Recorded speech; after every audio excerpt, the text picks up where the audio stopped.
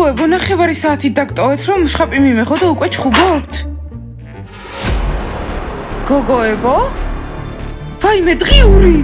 მეგობრებო, გუშინ სად გაქრით? გამოვედი შხაპიდან და იქ აღარ იყავით. ხო, ჯასტინი შემოვიდა და თქვა, რომ ტეუნ და დონმა იპოვეს $100 და თუ დაგვივარდა აინტერესებდა. ხო, და გავიაზრე, რომ მე დამივარდა.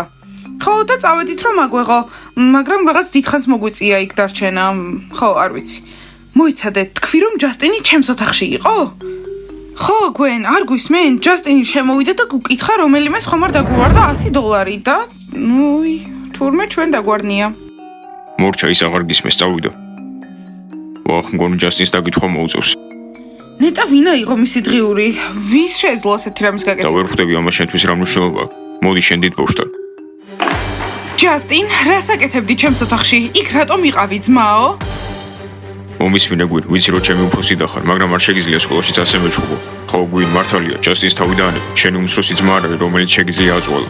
მე შენი დავარ, სიმართლე მითხარი, ჩემი დღიური, შენ აიღე? გვინ, შემიძლია მე გიპოსხო, იმიტომ რომ ასე რა უღია დღიური, მიავიღე.